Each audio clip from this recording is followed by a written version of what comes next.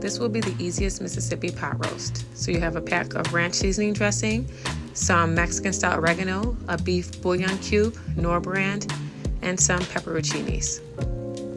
I also have this beef chuck roast from Aldi. I use these liners. I'm not sure if I like them, but anyway, you'll see I have a 1/4 cup of butter.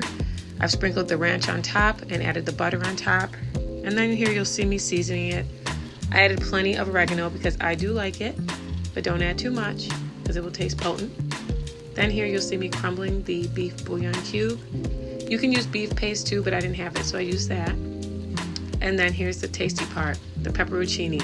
If you don't have this, you can use giardiniera, but I don't think it's considered Mississippi from that point. And you'll want to add the juice too. We like it spicy, so we add plenty.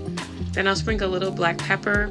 You do not need salt in this recipe because the ranch seasoning, the peppers gives it the perfect flavor that you will need. Again, I got these liners from Dollar Tree. I'm not sure about them, but it'll work for now.